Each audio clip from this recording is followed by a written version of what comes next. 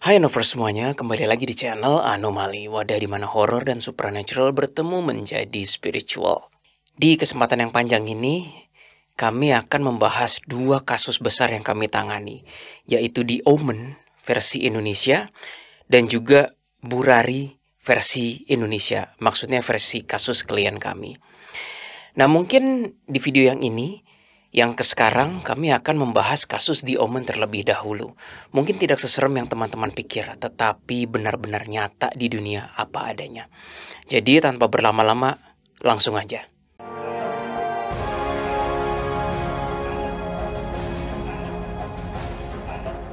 For semuanya, The Omen ini sebenarnya film horor klasik mengenai kisah anak iblis, dan ini udah di remake berapa kali dalam beberapa versi, mulai dari anaknya kecil, bayi, hingga udah besar, hingga mungkin next generation anak iblis dan yang lain-lain. Habis ini Jesslyn akan membacakan kira-kira sinopsis film The Omen yang pertama, yaitu asal mulanya anak iblis tersebut. Silahkan Jess. The Omen merupakan film yang menceritakan kisah seorang anak yang bernama Damien.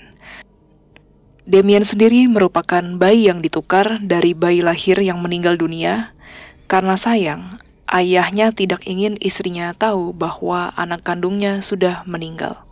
Damien tumbuh besar layaknya anak lain, hanya saja dia pelit sekali berbicara. Berbagai kejadian supernatural mulai menimpa orang-orang yang berusaha mencari tahu keaslian jati diri Damien yang dianggap sebagai anak iblis. Kejadian sial hingga kematian silih berganti menimpa setiap orang yang berusaha mencari tahu jati diri asli Damien. Mulai dari suster pengasuh, fotografer, teman ayah Damien, teman ibunya yang mempunyai karunia penglihatan, hingga akhirnya ibunya Damien sendiri tidak terhindarkan dari kematian. Film diakhiri dengan usaha sang ayah yang berusaha melenyapkan anak iblis tersebut. Namun, tidak berhasil, karena polisi keburu menembak ayahnya terlebih dahulu. Damien selamat dari kematian dan terus tumbuh besar melanjutkan misinya.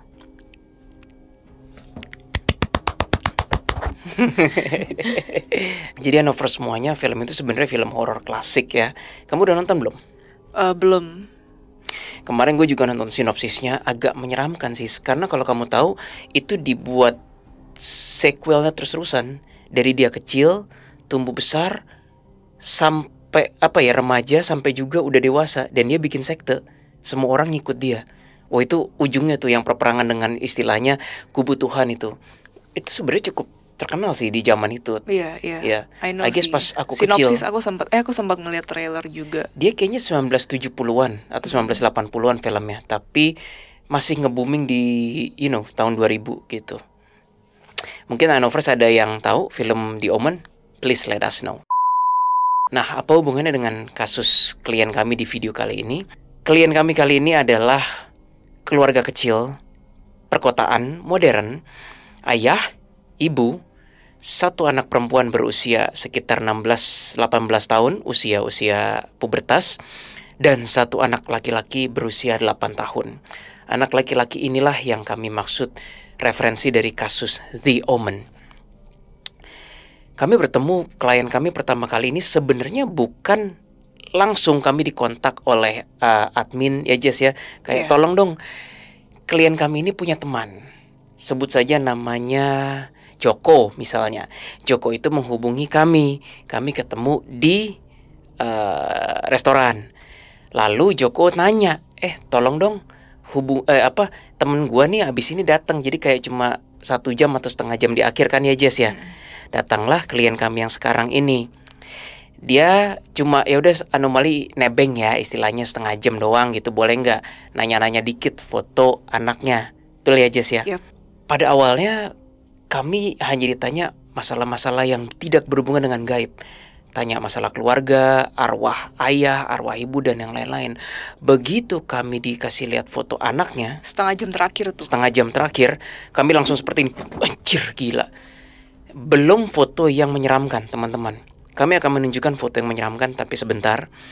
Bukan foto yang menyeramkan tersebut, tapi foto ketika si Damien sudah berusia 8 tahun. Enggak, baru berusia 1 tahun kali. Iya, tapi yang foto foto-fotonya Oh, kan si oke. bapaknya, kita sebut bapaknya siapa ya? Kalau tadi kan Joko klien kita. Ha-ha. Ini siapa ya?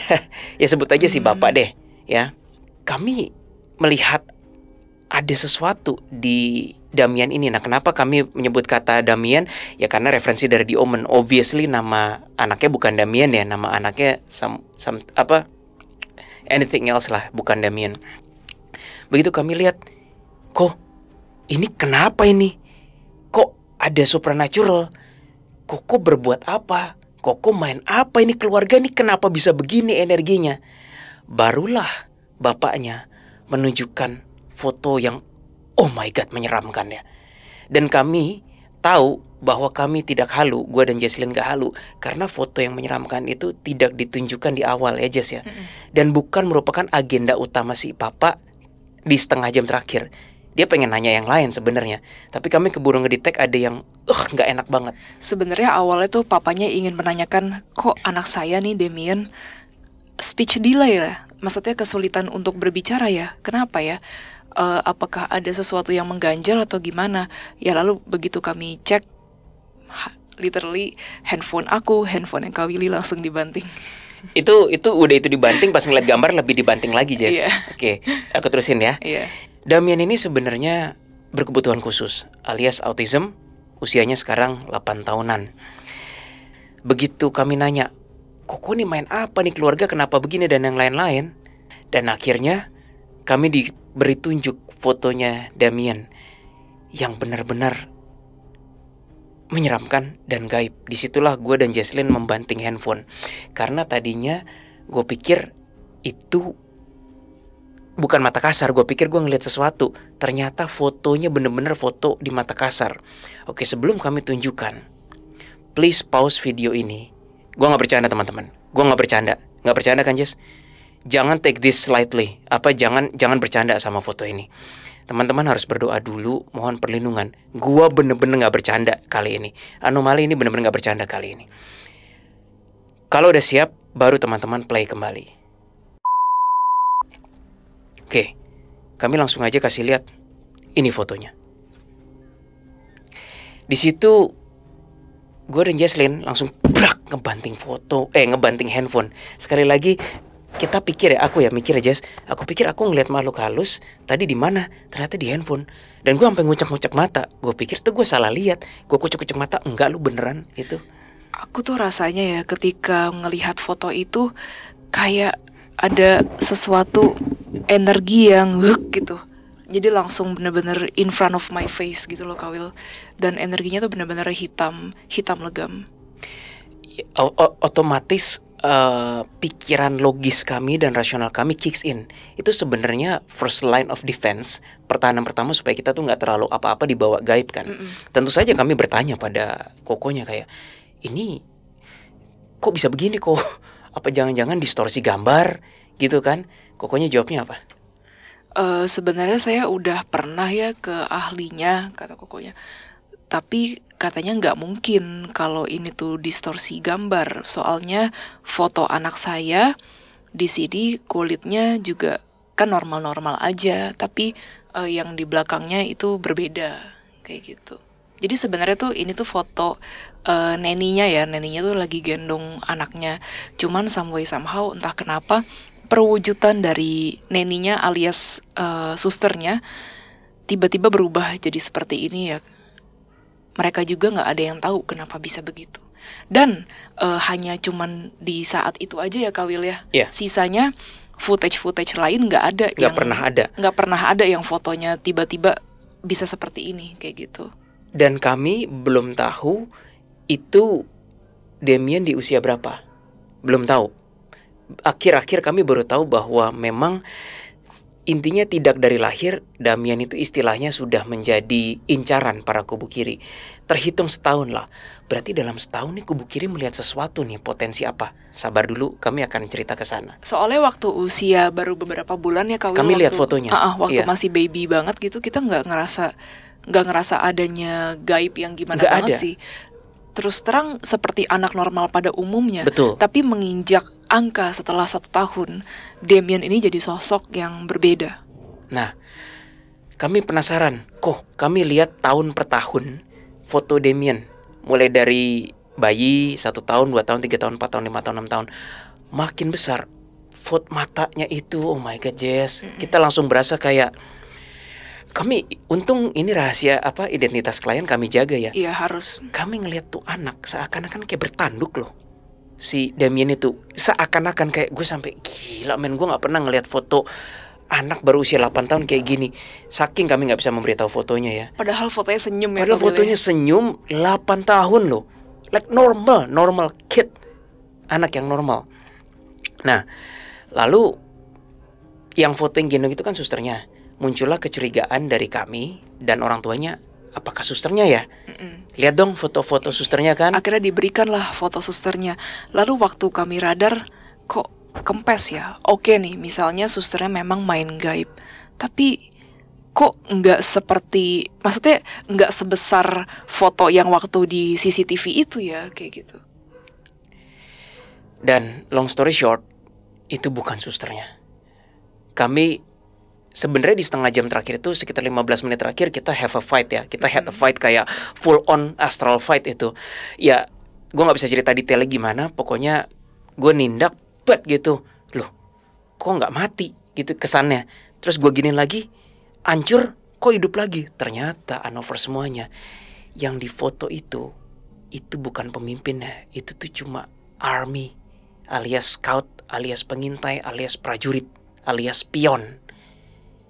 Tapi berapa kali sih teman-teman semuanya kita melihat penampakan real? Ya, teman-teman boleh nggak percaya, it's okay. Kalau teman-teman mau bilang, itu fotonya diedit, it's okay juga. Tapi bagi kami, itu damn real itu. Kami hampir nggak, gimana ya, kami jarang banget melihat penampakan yang real masuk ke lensa kasar istilahnya. Masalahnya gini sih Kak Will, kalau memang itu editan, kenapa sampai orang tua dari Damien ini sampai panik gitu dan menghubungi orang-orang pintar gitu, termasuk kami lah. Dan kalau fotonya duluan yang ditunjukin ke kita, dan kita baru bilang ada gaib, itu mungkin kita terpengaruh ya. Yeah. Orang fotonya nggak ditunjukin kok. Enggak. Bapaknya enggan menunjukkan itu, kayak ngapain baru kenal anomali, itu pun cuma setengah jam terakhir. Istilahnya ya buat apa, kayak kan bukan dia klien utama kan. Iya. What's the point dan nunjukin aib gitu kan. Kita malah langsung bilang, gila ini kok gaibnya parah banget. Baru dikasih. Jadi kami rasa kami cukup objektif dalam melihat energi gaibnya. Balik lagi ke neninya ini, ternyata bukan neninya. Dan balik lagi ke yang hitam itu hanyalah prajurit kecil dari sekian banyak. Di situ gue baru sadar, oh my god, ini project ini. Dan gue menelaah terus kan, kenapa sih si Damien ini diincar? It's because dia mempunyai ability, something special, seperti film The Omen. Damien ini mempunyai kapabilitas berbicara dengan astral. Gue gak tahu ya astral kubu kanan atau kubu kiri, tetapi berbicara dengan astral udah kayak ngomong di handphone. Di saat orang lain susah berbicara dengan astral, Jess, dia dengan gampang berbicara kayak di handphone kan. Akhirnya bapaknya cerita, Damien pernah dibawa kemana aja kan. Silakan Jess.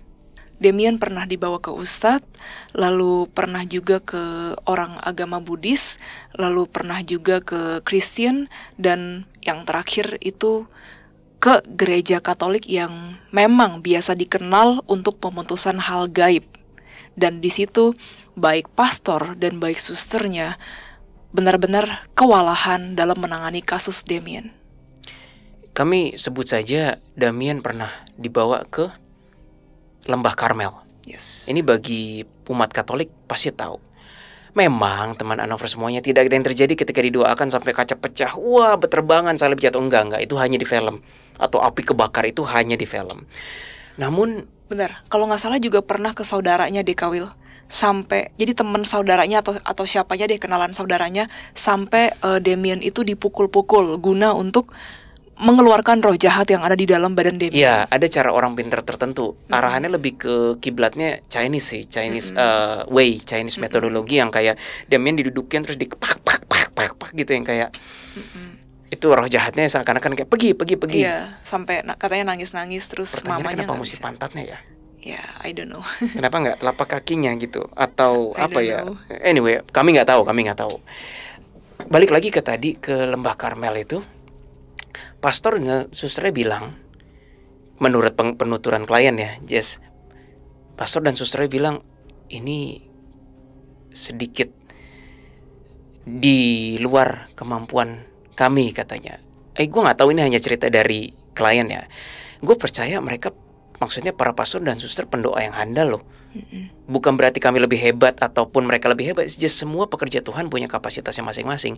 Namun kalimat penutupnya itu loh, pastor dan susternya bilang ini nggak bisa hanya dilaksanakan dengan cuma sekedar doa saja. Karena setelah didoakan, besoknya Damian sakit, demam, ya kan? Itu terlalu kebetulan. Dan papa mamanya Damian juga cerita, tiap kali Damian dibawa ke gereja, bertingkah aneh, jadi tidak bisa diem, selalu kayak berusaha untuk ayo pulang terus, ayo pulang gitu. sampai kayak tantrum gitu loh. Dan itu udah kayak film The Omen yang 1970 itu. Oh, pas. Long story short, tidak mungkin kami bisa menyelesaikan apa yang terjadi dengan Damian dalam setengah jam terakhir itu ya. Akhirnya sampailah pada penanganan lapangan beberapa minggu berikutnya. Nah, ini ceritanya yang lebih on the spot, lebih dalam dan lebih lapangan banget. Akhirnya beberapa minggu kemudian sampailah kami pada rumahnya Damian. Papanya ada, mamanya ada, dan anak perempuannya ada. Begitu kami sampai rumahnya, yang membuat kami juga tertarik perhatiannya adalah kelakuan Sandra, alias kakaknya Damian yang usianya sekitar 16 sampai 18 tahun. Kita bulatkan saja 16 tahun gitu ya. Gimana yang kamu lihat? Seperti canggung, awalnya kan aku mikir oh mungkin karena canggung biasa kali ya, tapi no, ada something yang seperti rasa fear gitu, something yang nggak biasa aku melihat dari wajahnya Sandra. Sandra waktu itu lagi cuci tangan, kayaknya dia emang mau pergi gitu kan.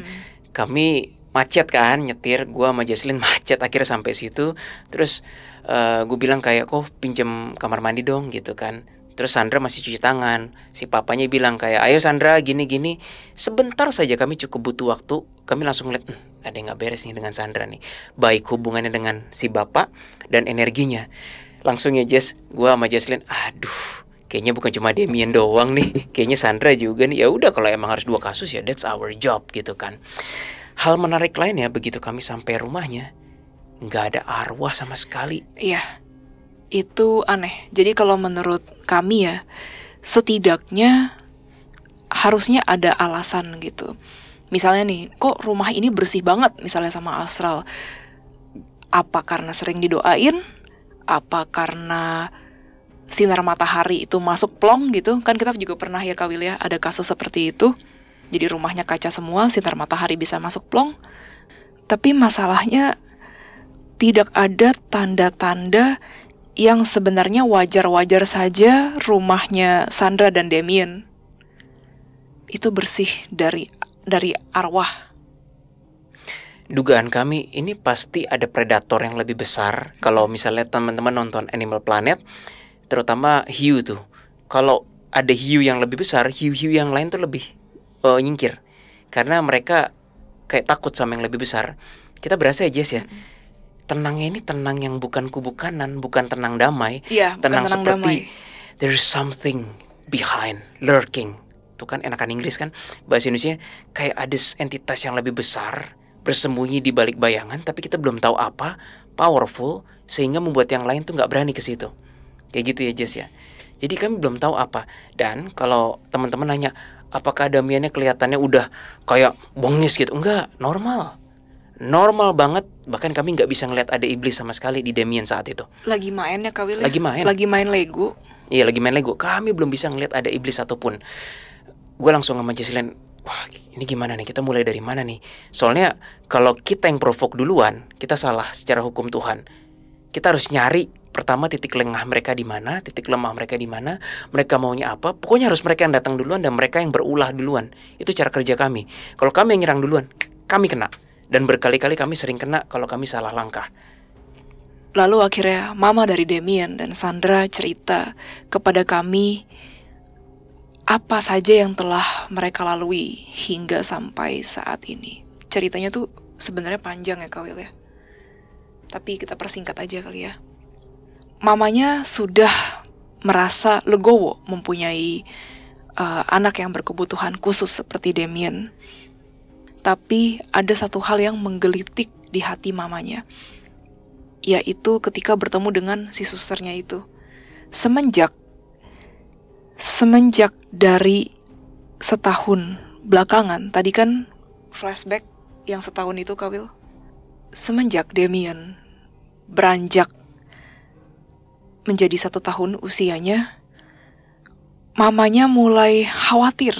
Mamanya mulai ngerasa, kok saya nggak tenang ya tidur di kamarnya Damien. Ada apa ya? Nah, mamanya mencurigai sebenarnya susternya Kak Will. Kamar Damien lantai 1 anyway. Iya, kamarnya Damien lantai 1. Sebenarnya awalnya tuh dia curigain susternya. Karena ya pas setahun itu genap, susternya kan datang untuk mengurus Damien lah gitu. Ini suster baru ceritanya pas saat itu. Ya lalu memang adalah gosip-gosip kayak susternya ini serem gitu. Terus kayaknya pakai kayak gitu loh.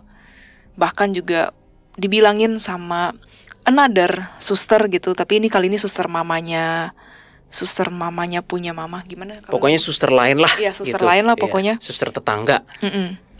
Ngomong, iya dia tuh suster ini tuh ada isinya. Makanya jadinya ujung-ujungnya mamanya percaya banget saat itu bahwa wah Damien ini nih pasti diguna-guna sama susternya. Makanya nih gue jadi merinding-merinding sekamar sendirian sama Damien. Gara-gara si susternya sini yang ngaco ternyata pakai gituan. Ya lanjut Kak. Jujur ya teman-teman, kami nggak mau mendiskreditkan profesi suster atau orang-orang yang bekerja pada strata pekerjaan itu ya. Ini bukan suster medikal loh teman-teman, ini suster Elias Neni, pengasuh. Kayak kind of like ART tapi untuk spesial anak gitu loh. Nah, kenapa sih mereka itu selalu apa-apa kalau yang udah nggak bisa dijelaskan dengan sains atau ilmiah udah dibawanya ke gaib gitu loh. Dan itu tuh seperti bola salju berputar ya. Ini gue pengen eksperimen sih Anovers, dan mungkin teman-teman yang lain udah mengalami eksperimen. Ada satu kompleks perumahan ya Jess misalnya, terus ada keluarga gitu, ada kasus nih yang nggak jelas. Satu aja suster neneknya bilang, oh ini diguna-guna ini dengan cepat nyebar ke semuanya kan. Udah langsung deh. Dengan cepat, dan dengan cepat juga berimprovisasi dari yang katanya, oh ini si pamannya itu, oh ini si omnya, ini si tantenya gitu. Di situ gue denger ceritanya kesel, kayak kami nggak bilang kami paling tahu, kami nggak bilang kami paling hebat, tapi kami melihat ini udah bukan gangguan gitu loh. Ini udah ini bukan kiriman, ini nih udah something bigger. Tapi yang namanya suster dan yang lain-lain bisanya tuh cuma ngebanyol bilang jin lah itu loh. It's like dan sebenarnya mamanya nih bingung loh. Gimana ya, maksudnya orang-orang pintar terdahulu ngomongnya, oh iya nih ini tuh disantet gitu, anak bayi kamu tuh disantet, semuanya ada pakunya gitu di dalam badannya. Tapi begitu ketemu kita, mamanya sih bingung sih Kak Will, aku ngeliat dari ekspresinya. Iyalah, iya. Hah, iblis gitu, masa sih gitu? Itu pasti harusnya kan neni dong yang guna-gunain. Dia masih terus-terusan percaya itu ujungnya neninya. Sampai aku agak sebagai konsultan nggak boleh gitu, tapi aku sedikit bilang, Cici nggak percaya sama saya ngerti gitu.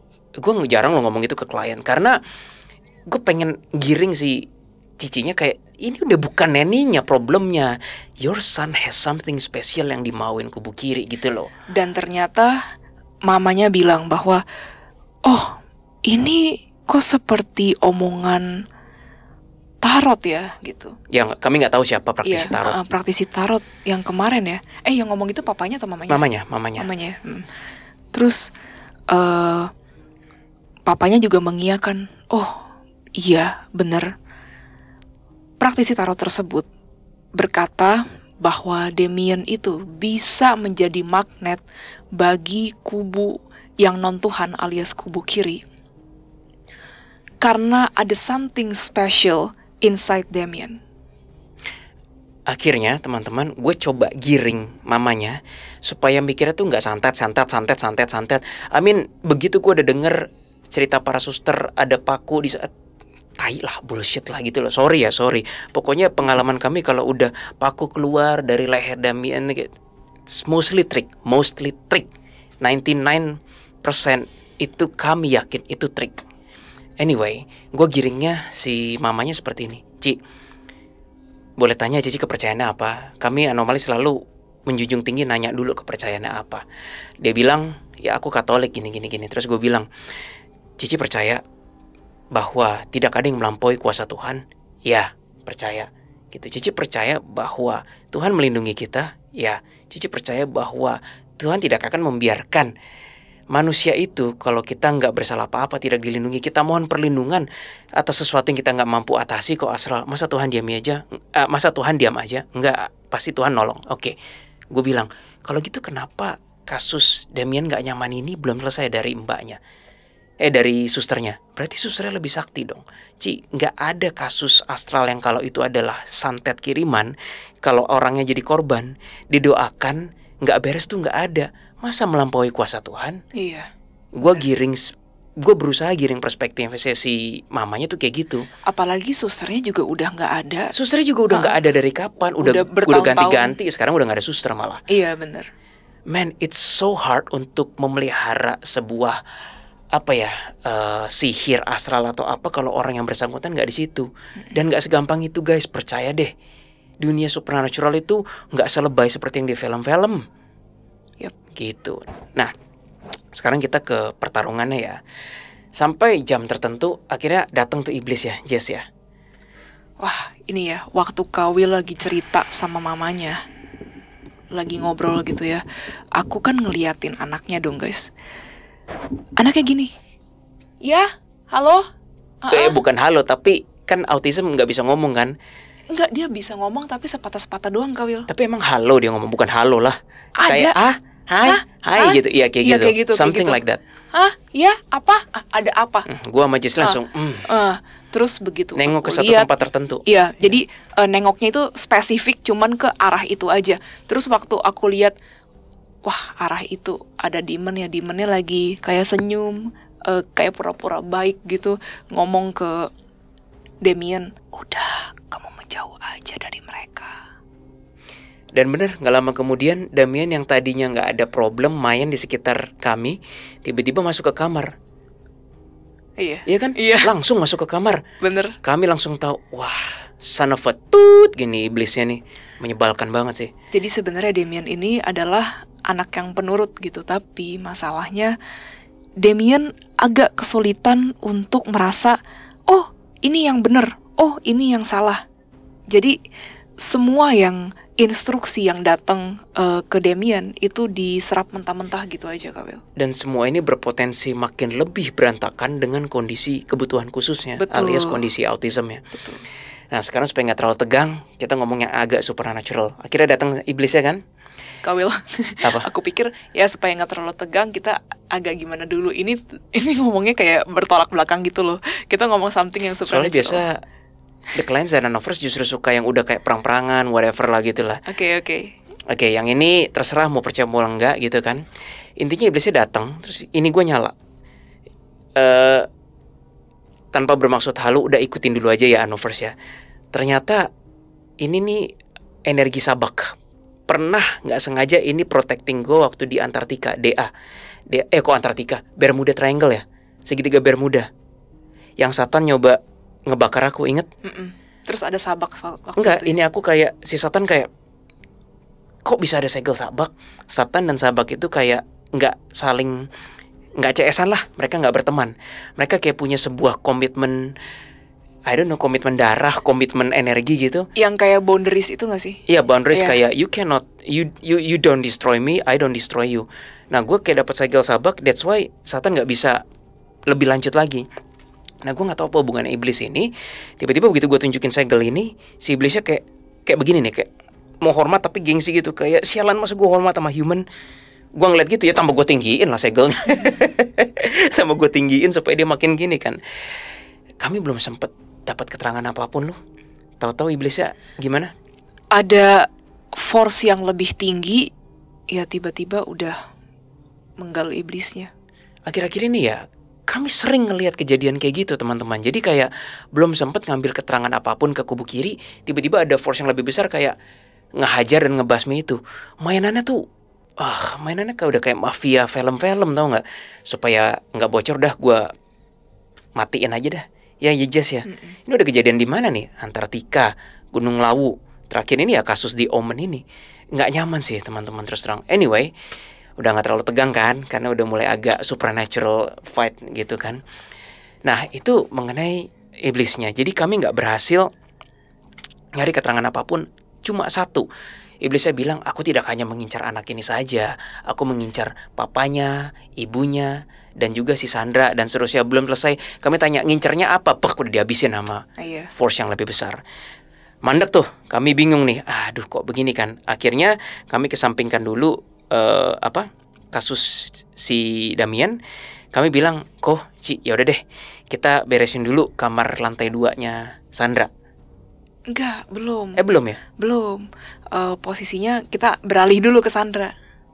Iya, belum. Intinya kita bahas Sandra dulu kan? Iya, kita bahas Sandra kamu ceritain. Dulu. Oke. Jadi kan sebenarnya kami kan meminta foto-foto lah gitu, mulai dari Damien dari kecil gitu sampai dewasa gitu. Lalu di situ juga ada fotonya Sandra dari kecil sampai dewasa beserta dengan orang tuanya kayak gitu. Jadi ini banyak foto lah gitu yang lengkap. Begitu mensense energi Sandra, aku merasa sama fear lagi seperti yang pertama kali ketemu pas salaman kemarin itu. Akhirnya aku bertanya kepada mamanya, sorry Ci, apa yang terjadi terhadap Sandra? Karena rasa fear-nya ini gak normal, seperti ada gangguan psikologis. Aku berkata demikian. Lalu akhirnya mamanya bilang, gimana ya? Dan terus aku yang bilang, aku langsung motong kayak, ini Sandra dulu pernah diapain nih sama lawan jenis nih? Iya, bener. Pernah dibentak, memorinya kayak dibentak banget, ditampar. Kayaknya sih pacar ya waktu itu ya. Gue ngeliatnya bilang, Ci ini kayaknya dulu pacar deh, bukan cuma sekedar temen. Dibentak, ditabok, syukur-syukur gak lebih dari itu. Sebenarnya lebih dari itu, tapi gue cuma ngeliat yang itu dan akhirnya mamanya bilang, gimana ya? Sebenarnya nggak cuman sekali sih kejadian itu. Sebenarnya saya menutup rapat-rapat kisah ini agar orang lain tidak mengetahui. Tapi ya sudah, saya bukakan. Sandra pernah mendapatkan sexual abuse dari lawan jenis. Lalu dia juga pernah digampar sebanyak 3 kali sama mantannya yang kedua. Selanjutnya ada lagi mantan yang ketiga. Jadi yang mantan pertama sexual abuse, mantan yang kedua suka nabok, yang mantan yang ketiga sebenarnya gak sampai mantan. Yang ketiga itu bahkan belum pacaran, tapi hanya sebatas teman aja. Cuman yang laki-lakinya itu suka sama si Sandra, tapi Sandranya sayangnya gak suka sama yang laki-laki. Akhirnya Sandra bilang, udah ya gitu, kita just a friend aja gitu. Dan bahkan Sandra juga curhat ke mamanya, Mam, aku tuh gak suka sama dia, aku tuh just friends aja sama dia. Tapi pihak laki-laki yang mungkin karena cintanya ditolak, emosi bertindak. Dia membuat image Sandra terlihat buruk di sekolah.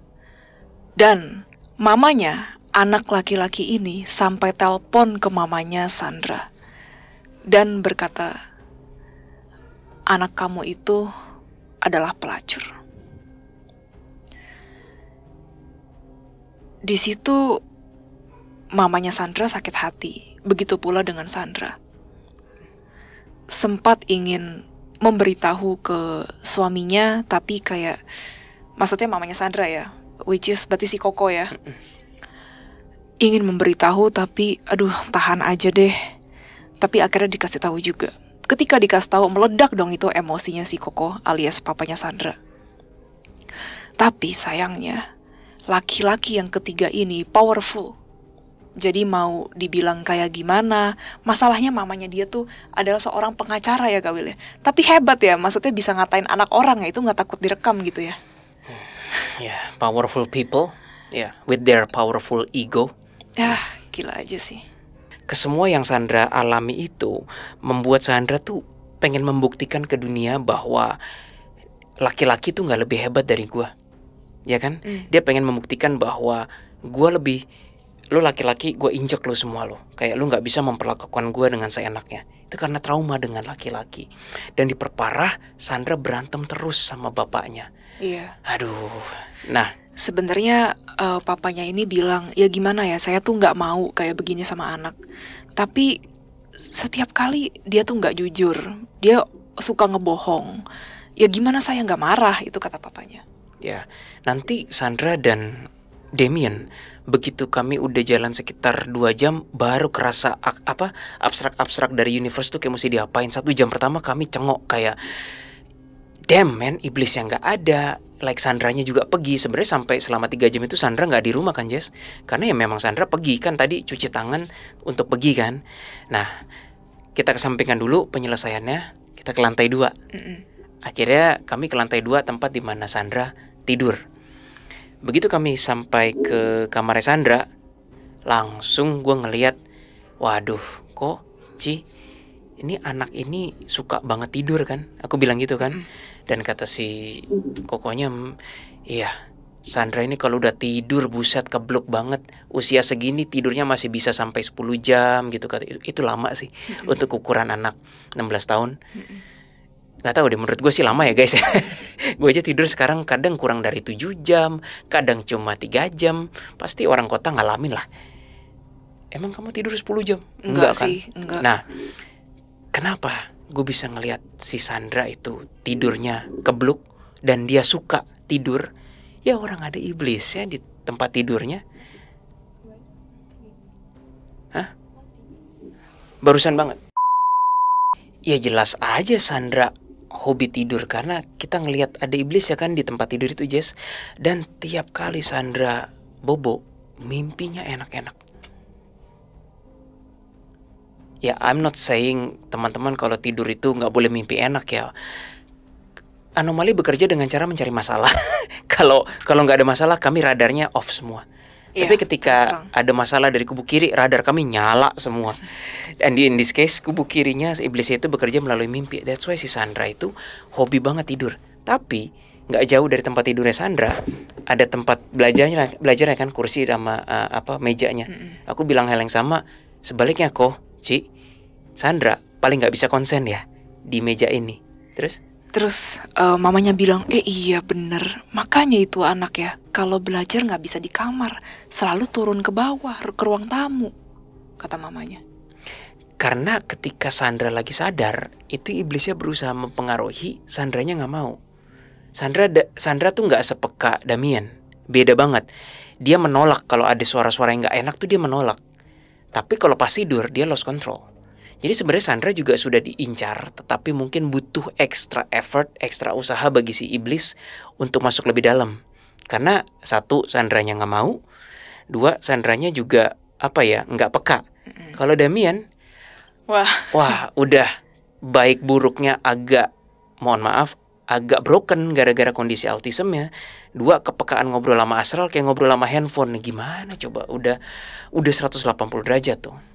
Ya kan? Itu ya sampai gede kalau misalnya masih dibiarin seperti itu, Damien bisa tumbuh menjadi sosok yang sombong.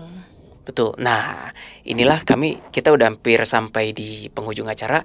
Setelah kami beresin lantai 2 dan iblis-iblis di kamar master, kami nggak usah cerita lah, intinya itulah pokoknya lah. Ya, pokoknya udah kami doa dan beresin gitu. Kami balik lagi ke lantai 1. Kenapa Jess? Aku mau cerita. Apa? Mamanya bilang, ini maksudnya setelah semuanya selesai ya, saya merasa saya itu adalah ibu yang gagal. Saya mempunyai 2 orang anak, tapi dua-duanya tidak bisa saya pegang. Saya ibu yang gagal ya. Lalu akhirnya kami bilang, enggak, Cici gagal dari mana? Dan tiba-tiba aku dapat vision, Cicinya menggendong anak laki-lakinya, yaitu Damien, seperti keluar dari kegelapan. Itu benar-benar mirip sama scene film yang Insidious, yang Red Door. Iya, yang paling akhir. Iya, yang paling akhir. Bapaknya gendong siapa anaknya? Iya, Aku lupa namanya. Yang kayak lukisan itu. Iya, yang kayak lukisan Iya, ini nih. persis kayak gini. Terus aku bilang ke Cici, Ci, jadi Cici sebagai ibu gak gagal ya. Karena aku benar-benar melihat vision Cici bisa menggendong Damien keluar dari kegelapan. Gitu. Dan disinilah kami mulai mendapatkan beberapa pencerahan kenapa ini semua terjadi, apa penyebabnya dan potensi solusinya apa. Kita ke Sandra dulu, biar Damien paling akhir. Oke, Hanover semuanya. Sandra itu ternyata begitu kami radar foto-fotonya, Ci, kau minta foto-foto terakhir. Untung 1000 untung belum ada iblis. Ya kecuali yang di kamarnya itu ya. Sebenarnya kalau untuk kasus Sandra sih hanya ingin dibikin chaos aja. Iya, tetapi per usianya 16 tahun, ternyata begitu gua radar begini. Untung alhamdulillah nggak ada iblisnya. Bahkan Sandra masih sayang dan masih pengen membanggakan orang tuanya. Dan kita tanya ya Jess ya, Ci, kok walaupun menurut cerita Koko sama Cici, Sandra ini sangat berantem sama bapaknya, nggak pernah ngomong, susah diatur sama Cici, tapi dia pengen bikin bangga orang tua kan. Gue nggak tahu konteksnya apa ya, kerasa. Dan di situ Cicinya baru tertegun kayak, baru sadar, oh iya ya, Sandra itu konteksnya nilai per, oh berarti dia udah di atas 16, soalnya udah perkuliahan. Gue bingung ya, soalnya dia international school guys. International, nggak apa-apa, international school banyak. Gue juga bingung ya, apakah international school lebih cepat atau enggak. Tapi intinya Sandra itu berusaha mendapatkan nilai yang terbaik untuk papa mamanya. Kalau dulu sebenarnya ya, aku menjawab yang bagian itu ya, sebenarnya bisa Kawil. Jadi dulu tuh aku sebenarnya bisa lulus di usia 16 tahun. Dan udah mulai Cambridge, istilahnya college dan kuliahan iya, gitu. Iya, bisa masuk college. Tapi asalkan waktu itu ngambilnya ijazah C gitu. Jadi kalau ijazah yang benar-benar resmi banget kan, itu harus nunggu sekolah kayak nasional selesai kan. Kalau kita untuk yang ngambil international itu bisa ini. Berarti intinya bisa ya usia 16 bisa lulus. Ibaratnya memasuki jenjang perkuliahan. Bisa. Nah, anyway, begitu gua ngomong seperti itu, baru papa mamanya tertegun. Iya ya, walaupun anak kita berantem terus sama kita, tapi dia ingin membanggakan. Di situ udah mulai agak tersentuh sih papa mamanya. Dan gue coba nyari penjelasan dari abstrak Tuhan kan, gimana nih ngatasinnya.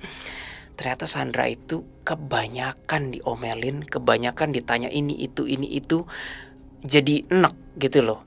Ya gue nggak tahu ya, mungkin konteksnya dalam pagi kayak, Sandra bangun, sarapan gitu. Udah habis belum? Celery itu seledri. Gue mikir apa sih? Maksudnya oatmeal-nya gitu. Terus ayo berangkat gitu. Udah ngerjain PR belum? Sampai sana kayak gimana kuliahnya?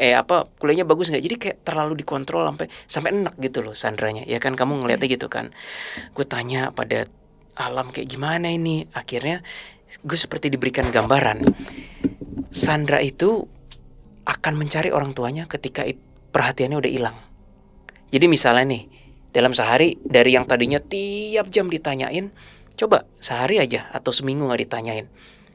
Mungkin sehari 2 hari Sandra merasa, oh my god, this is my freedom gitu kan. Inilah kebebasanku. Tapi setelah seminggu, mungkin Sandra akan mulai bertanya dalam hati, kok bapak mak gue gak nyariin gue lagi ya? Kok gak nanya gue lagi? Ada apa nih? Mulai khawatir gitu. Di sini gambling kita.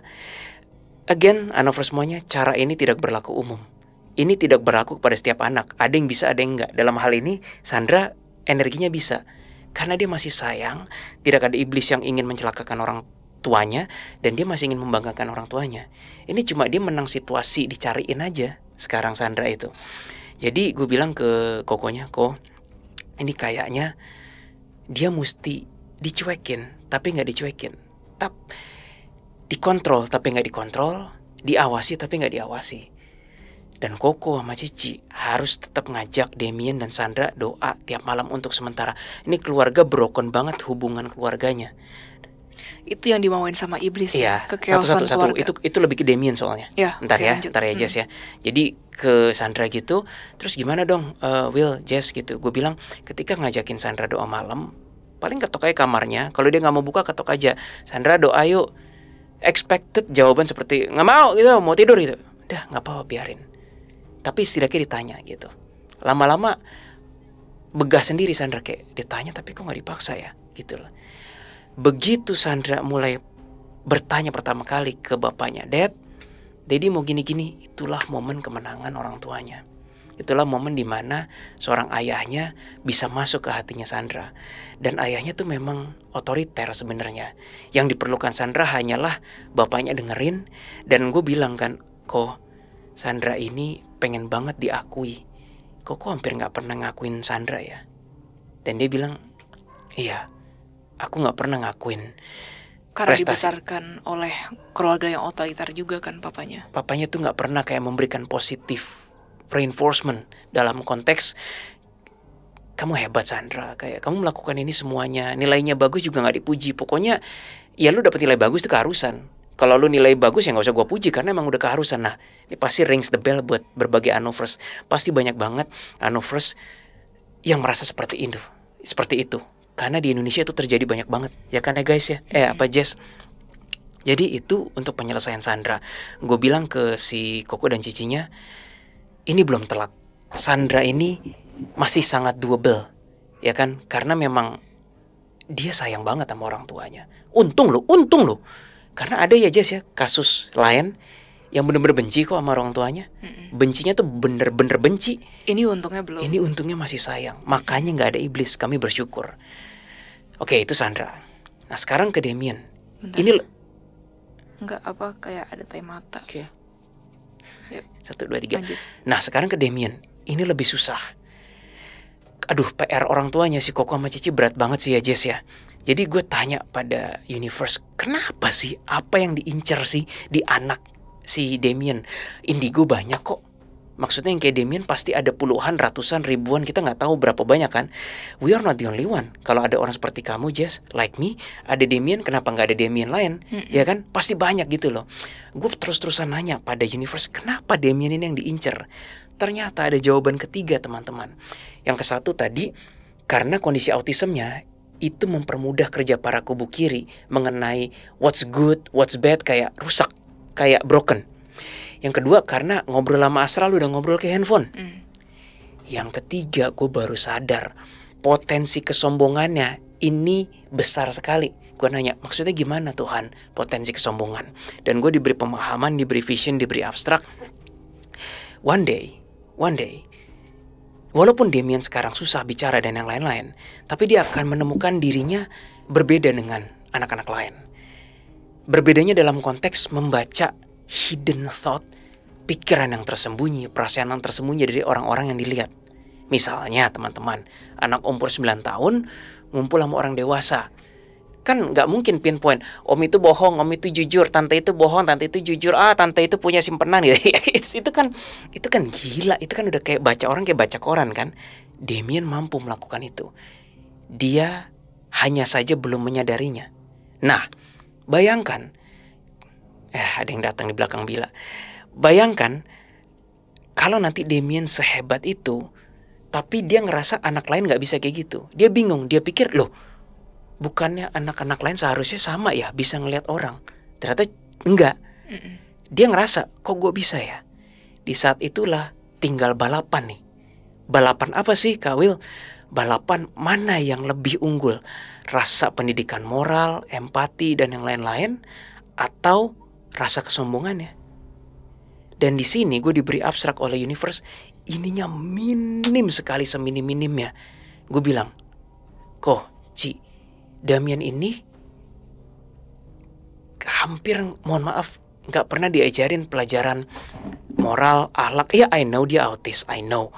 Tapi setidaknya orang tua bisa bantu ngajarin hal simple kayak, yuk kita cuci piring yuk untuk Daddy mau makan, kita cuci piring untuk Mami mau makan, kita do something yuk buat kakak. kakak mau misalnya mau ngapain gitu, kita beresin mainan nanti kejatuh, itu kan hal simple.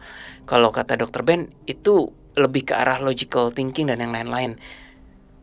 Tapi ya kita bisa lakukan itu kan. Dan papanya bilang kami nggak pernah melakukannya. Di situ kenapa kubu kiri ngelihat dia tumbuh 1 tahun, 2 tahun, 3 tahun, 4 tahun, 5 tahun, 6 tahun, 7 tahun, 8 tahun tanpa pendidikan itu. Ya Jess ya. Cuma masalah waktu aja sampai Damien sadar. Dan cuma masalah waktu aja nih balapan nih. Mana yang lebih unggul? Kekuatannya dan kesombongannya atau pemahaman akhlak moralnya?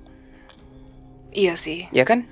Kemarin sebenarnya cukup bagus ya waktu kita datang ke rumahnya. Jadi waktu Damien abis main Lego terus dia mau nonton, orang tuanya bilang, "Oh, kamu mau nonton? Ya udah kamu beresin Lego dulu," gitu. Cuman mungkin maksudnya Kak Will di sini, oh, misalnya kan dia mau nonton, "Oh, kamu mau nonton," gitu. Ya udah. Tapi kamu harus beresin dulu ya, soalnya ini kan ada orang-orang jalan, takutnya mereka jatuh kena Legonya kamu. Nah, harusnya kayak gitu ya maksud Kak Will. Atau di jalan, di mall atau apa, orang tuanya udah harus ngajarin yang namanya empathy. Ya, Anak empathy itu penting seperti banget sih. Damien, walaupun dia autism, tapi gue percaya social behaviorism theory masih berlaku kok. Alias kayak anak meniru apa yang seniornya lakukan, in this case orang tuanya. Right? Berapa sering teman-teman ngelihat anak kecil meniru apa yang orang tuanya lakukan. Dan ya untungnya kan? dia dibilangin ngerti. Untungnya dibilangin ngerti. Dan dia tuh maksudnya Damien nyari second opinion loh. Dia ke mamanya mau nonton iPad gitu. Tidy up ya, beresin ya. Dia ke bapaknya kayak nggak puas, dipikir kayak instruksinya bisa beda. Untungnya bapaknya sama baru diem. Oh, kalau ada 2 orang yang ngomong hal yang sama, berarti konsisten nih. Berarti dia pakai logic. Sayang ya, hal seperti itu jarang terjadi, ya kan? Kenapa jarang terjadi? Karena papa dan mamanya setiap hari hampir nggak pernah ketemu face to face gini. Kecuali mungkin setelah selesai kerja, capek, di tempat tidur, itu pun tinggal tidur. Itu pun kebanyakan kalau dari mereka ya mengakuinya, iya kami itu hubungannya hanya sebatas call dan chat aja. Tuh, bahkan maminya mengakui, aku sama Koko lebih nyaman kontak-kontakan WhatsApp, chat. Ya gue sih gue nggak mau sih ya. Gue kalau punya pasangan gue nggak mau lebih nyaman cuma WhatsAppan atau teks. Ngapain? I'm human, kamu human. Ya gue pengen langsung face to face, touch. Ya gue bisa mengerti mungkin karena mereka sudah berumah tangga sekian tahun. Ya seperti itulah ya. Itu agak lumrah terjadi di perkotaan. Tapi justru itu yang membuat. Yang mana? Pada intinya semua gap komunikasi papa mamanya itu justru itu yang dibutuhkan oleh Damien gitu loh. Dan ini juga tidak ini malah nggak lebih baik dengan kehadiran sekolah autismnya. Akhirnya ditunjukkan kan oleh mamanya nih, Willy, Jesslyn, ini sekolah autismnya. Coba lihat deh ini gimana, bagus nggak? Kami malah melihat sesuatu yang lain. Loh, ini sekolah autismnya kok malah masih competitive base. Nah ini disclaimer dulu ya teman-teman ya. Kami bukan psikolog, kami bukan psikiater, kami juga bukan lulusan PAUD. PAUD itu pendidikan anak usia dini. Jadi pasti kami ada sesuatu yang kami nggak tahu. Tetapi kami melihat, gue yang melihat waktu itu, ini kenapa sekolahnya competitive based untuk anak autism? Nggak salah anak autism harus bisa ini, bisa ini, bisa itu, bisa ini. But kok bukan akhlaknya dulu, moralnya dulu, empatinya dulu. Jadi kayak kita nanya ya Jess ya, Ci, kok sekolahnya ini kayak competitive base nggak? Kayak harus diajarin ini supaya bisa gitu. Dan long story short, arahannya memang ke situ. Apapun yang dilakukan sekolahnya, gue sama Jesslyn melihat, kok Ci, ini nggak bisa. Kunci utama dalam melatih ini semua adalah harus Koko dan Cici, bukan sekolah autism itu. Intinya teman-teman yang tercinta semua, PR orang tuanya ini berat untuk kasus anaknya, baik Damien, baik Sandra. Mungkin yang Sandra sedikit lebih doable ya. Yang Damien ini berat. Dan yang Damien ini nggak bisa ditutup, kepekaannya akan ada terus. Jujur, sampai udah lantai 1, lantai 2, lantai 1 udah mau selesai aja, mamanya masih punya mindset yang menurut gue kurang tepat. Karena dia berpikir bahwa ada satu sekolah autism atau satu sekolah atau apa yang adalah holy grail, adalah kunci master untuk mengobati kondisi Damien. Gak bisa, Ci. Tapi ya gimana? Mungkin ketika kami tanya, Cici nonton kami Anomali atau DA? Enggak sih, gitu, pantesan. Which is gak apa-apa, gak semua klien tahu kami siapa kan, dan tahu cara kerja kami. Tapi gue tuh pengen menggiring pemahamannya Cici, karena sampai akhir tuh ya, dia tuh, si Cici itu masih berpendapat anaknya tuh disantet. Aduh, itu loh yang aku sedih banget, Jess. Itu satu. Kedua, dia masih berpendapat bahwa pasti ada satu nih sekolah atau apapun yang bisa mengatasi kondisi Damien. No, it has been years. Udah usia 8 tahun. Kalau dari kacamata supranatural itu, tapi dari kacamata sainsnya kami mana tahu. Mungkin pas usia 1 tahun terlalu banyak screen time, atau ada gejala-gejala autism tapi nggak ditangani, ya kami mana tahu gitu kan. Sampai situ kasusnya kami. Jadi nggak bisa dikatakan selesai. Dan gue bilang, menekankan pada Cicinya dan Kokonya, Ci, please jangan bawa lagi Damien ke orang pintar lain yang sampai didoain gini. Karena itu bukan problemnya. Problemnya adalah, ya ini saking gue memperhalus ya, tapi kalau gue berani ngomong brutal, problemnya adalah you guys berdua harus make up and then be there for him, and then ngajarin yang namanya kasih, empathy, love. Get it? Ya tapi gak mungkin dong gue sebagai konsultan ngomong gitu. Tapi udah bebel gitu loh, kayak gemes gue pengen ngomongin. Ya oke lah, untuk urusan bagaimana membetulkan rumah tangganya itu urusan si mereka berdua ya. Tapi gue tuh setidaknya Anomali sudah melakukan apa yang harus dilakukan. Dan kami udah bilang, ini bukan kiriman, ini udah lebih dari sekedar gangguan, ini PR. Dan kalian sebagai orang tua memang punya PR panjang. Tolong lakukan ini demi Damien dan demi Sandra.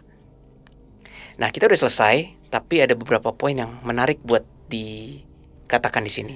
Setelah kami selesai dari situ, ada beberapa hal menarik yang kami coba bawakan secara cepat aja ya. Yang pertama, astaga, it seems like some asshole demon put poster on our face. Soalnya setelah kami beres gitu, maksudnya dari klien ini, waktu ke mall tiba-tiba kok ada demon-demon yang kayak ngerasa tahu kita, tapi sebenarnya kita nggak tahu mereka. Dan tapi mereka belum pernah berinteraksi. Mereka belum pernah berinteraksi. Kita kenal pun enggak. Tapi mereka ngeliatin kita kayak they already know who we are. Yeah, I know you, kayak gitu. Itu pasti ada satu demon buajingan itu yang taruh poster kayak kita tuh siapa. Dan ini gue rasa berhubungan dengan kasus Burari Indonesia, kasus klien kami maksudnya, terus kasus The Omen, dan banyak lagi lah. Malamnya gue ngeliat kuyang itu di rumah gue di sini, guys. Wah, itu kacau lah. Oke, gue nggak mau cerita yang mengenai kuyang dan yang lain-lain. Akhirnya gue bertanya kepada universe, kayak pertanyaan filosofis, Jess. Nah, yang ini kamu belum tahu. Ya Tuhan, masa kubukanan akan membiarkan begitu saja sih Damien seperti ini? Apakah Damien bisa lepas dari dosa? Kan dia gak ngerti kalau dia tumbuh besar dengan kepekaan seperti ini, dan dia dengerin asral-asral kubu kirinya itu, dan dia mungkin berbuat yang destruktif gini. Masa kubukanan gak ambil alih? Masa ia dibilang dosa? Dia autism? Pertanyaan seperti itu berkecamuk kan di hati gue kan. Dan ternyata gue pun dapat jawabannya dari Tuhan dan dari kubu kanan. Tidak. Bukan berarti kubu kanan tidak intervensi. Cara intervensi kubu kanan lebih elegan dan lebih pada sumbernya langsung. Kubu kanan berkata seperti ini. Tetap Damien punya kompas. Apa yang harus dilakukan, kompas baik versus buruk tuh ada di dalam dirinya. Sampai threshold tertentu, kalau dia mengabaikan itu, dia masuk ranah karma. Karena dia sadar seharusnya gak melakukan itu, tapi dia lakukan. Itu kalau threshold dari konteks kayak Damien melakukan dosa yang dia sadar betul dia melakukannya. Mungkin teman-teman berpikir kayak, emang efek apa sih yang bisa diperbuat oleh Damien? Gitu kan ya, Jess ya? Ya teman-teman silakan lihat film The Omen itu. Tentu saja tidak seperti itu lebay ya temannya. Kayak tiba-tiba orang yang mencari tahu Damien mati gitu. Enggak seperti itu. But ya ini masih cabang future sih. Cabang future, but you never know. Misalnya ada seorang paman yang datang, Damien sebel. Maksudnya Damien yang kasus kami ini. Damien sebel, dia pengen mencelakakan om itu. Kebetulan emang om itu misalnya teledor gitu. Lalu begitu om itu pamit, oke, bye-bye, tiba-tiba Damien ngerasa, bentar, dengan mungkin nggak bisa ngomong, speech delay kayak gitu. Terus tiba-tiba dia ngasih sesuatu, mungkin hal kecil, payung gini ini.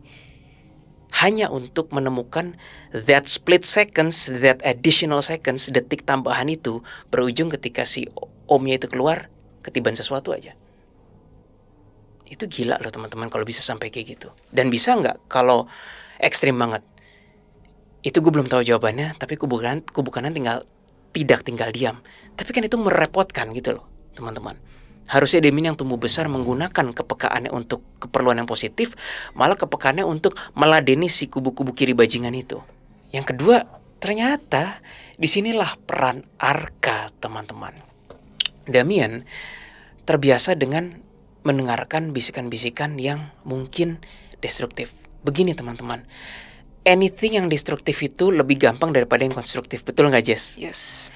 Kita nge-build Lego capek-capek, ngancurin dalam waktu sekejap. Gak usah jauh-jauh, Kawil. Mau ngurusin badan aja susah banget. Exactly. Tapi kalau ngegedutin gampang banget. Gampang banget. Semua yang bersifat destruktif tuh gampang banget.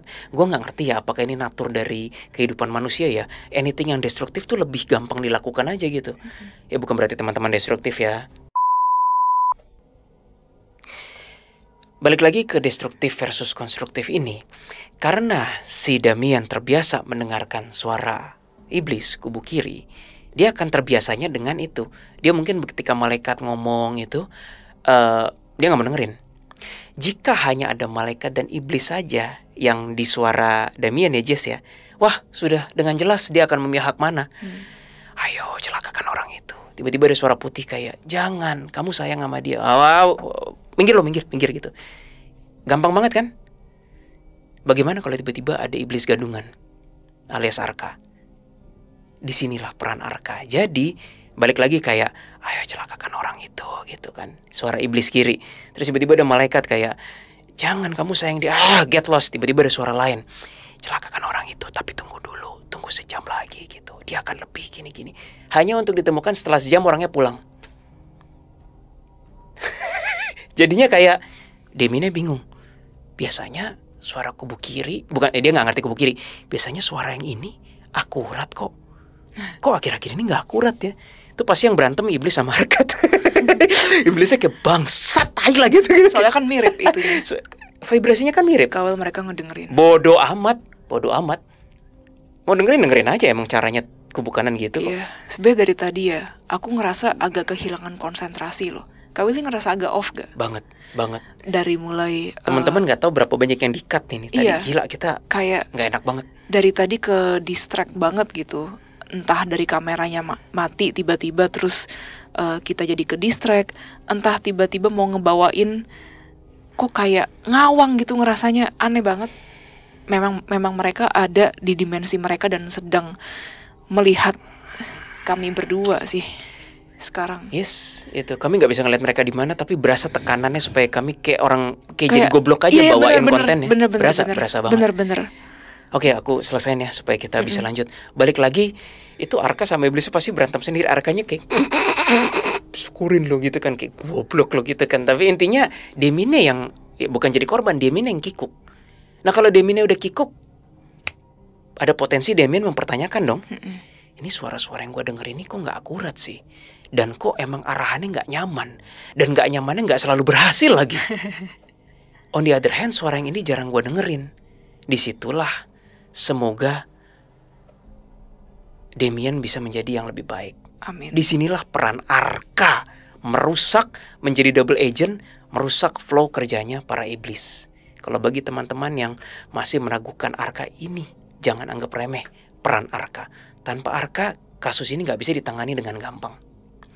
Jadi gue berkata di sini, iblis tidak bisa pura-pura menjadi baik karena akan rugi bandar.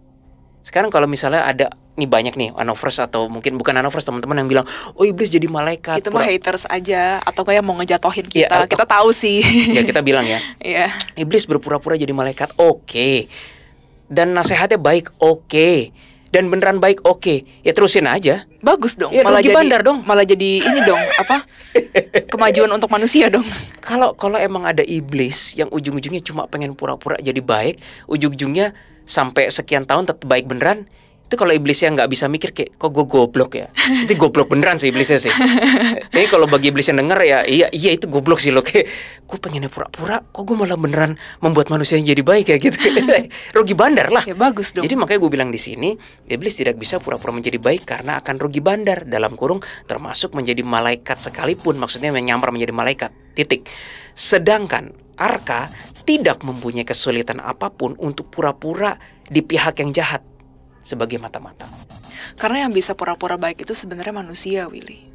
Nah, kira Keris ada. Kata Keris. Lalu? Karena manusia itu kompleks ya, dan manusia juga kan mengalami keterbatasan. Ada misalnya di hari ini, kamu melihat dia sangat baik kepadamu. Tetapi di malam harinya tiba-tiba sifatnya berubah dan mengatai kamu yang jelek-jelek di hadapan teman-temanmu.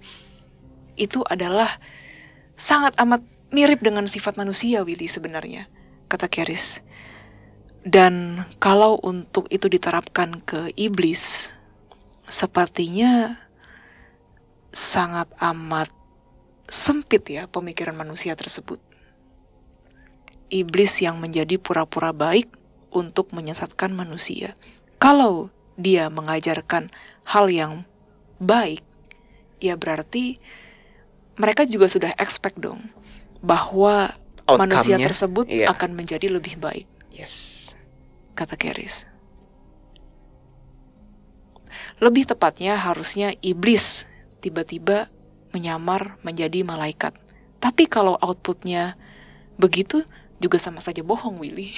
Betul, betul. Kata Keris. Jadi untuk apa? Iya, thank you Keris. Lebih baik mereka langsung destruktif saja sekalian. Langsung saja. Itu kan biasa memang sifat iblis seperti itu. Tuh. Dan sialnya para iblis, karena Tuhan Maha Besar dan Tuhan Maha Berdaulat, sialnya para iblis adalah yang seperti gue bilang tadi, Arka tidak kesulitan untuk pura-pura jahat. Oh iya, Willy. Ini bagi kata para Arka. Kata Legion. Ini bagi para Arka kalau mendengar ini, Tuhan bersama kalian sih. Amin. Oke, amin. Ini kocak sih. Ini ya, mungkin kalau bagi iblis yang tadi ngalangin kita, you guys berhak merasa dipecundangin sih sebenarnya sih. Ada yang marah sih, ada yang marah banget sih. Mereka ngedengar kita nih setidaknya 5 sih, Kak Will. That's why mereka put poster on our face, teman-teman. Jadi sebenarnya ini singkat cerita ya. Sebenarnya iblis yang ada di Damien itu berasal dari satu dimensi yang sangat luas, beserta dengan iblis dan arbis di dalam dimensinya. Oh, banyak. Dan sangat amat banyak. Bisa jadi 1,000 gak sih, Kak Will? Iya. Ya. Iya. Dan itu kerjanya worldwide ya, nggak Iya. cuman di Indo doang gitu maksudnya. Dan Damien ini termasuk proyek besar. Ya, salah satunya. Termasuk. Soalnya di energi itu nggak bisa bohong ya, guys. Ada Mulai kan? dari gambarnya tadi, foto yang tadi. Ada kan ya, maksudnya pepatah energy never lies. Ya, dalam hal ini pun energi aku percaya memang nggak bisa bohong, teman-teman. Ya. Kita tutup yuk. Yuk. Oke, ada pesan lagi mungkin? Tidak ada satupun masalah yang hanya dapat terselesaikan satu waktu hanya dengan satu orang pintar saja. Harus dari mereka sendiri yang juga berusaha.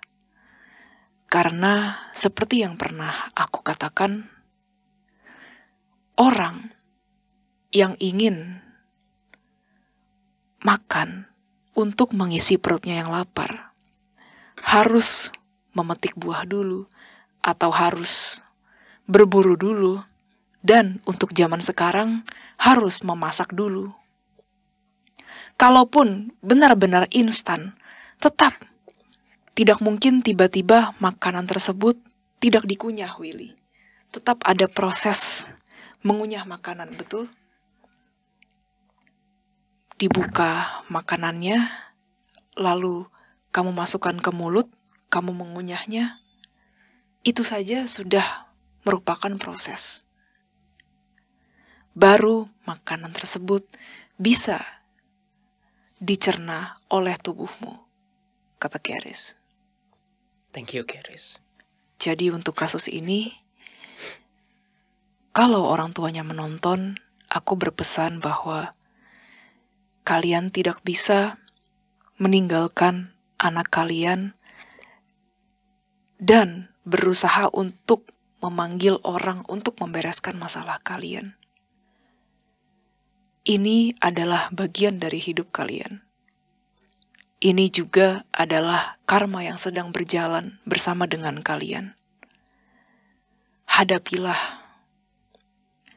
dengan gagah berani, tetapi jangan lupa bahwa terkadang kalian pun bisa merasa lelah. Tetapi jangan menyerah, kata Keris. Thank you, Keris. Sebenarnya ada lagi teman-teman yang terhormat. Kami nggak akan bawakan di sini. Cuma kisah klien kami yang dia ikut sebuah sekte spiritual atau supernatural yang pemimpinnya sampai menyatakan bahwa mulai sekarang harus latihan doa atau latihan bahwa manusia nggak boleh menggunakan free will-nya. Harus bersah pada kehendak Tuhan. Tidak ada yang namanya free will. Kalian tidak boleh menggunakan kehendak bebas. Itu bahaya banget. Wah, itu bahaya banget sih. Kami jarang ngomong kata sesat, tapi ini ngaco dan ngawur. Maybe pada kesempatan video lain kami akan coba bawakan itu. Pada kesimpulan terakhir, kami ingin berkata bahwa kasus Damien tidak bisa selesai hanya dengan mendoakan. Butuh kerjasama dan komitmen yang luar biasa dari kedua orang tua. Yang kedua, kubu kanan mengintervensi jauh lebih intens daripada yang kita pikirkan. Tidak terlihat bukan berarti tidak ada, tidak terasa bukan berarti tidak nyata. Sekian dulu video dari kami kali ini. Sampai jumpa di video kami yang berikutnya, yaitu kasus Burari Indonesia. Bye-bye.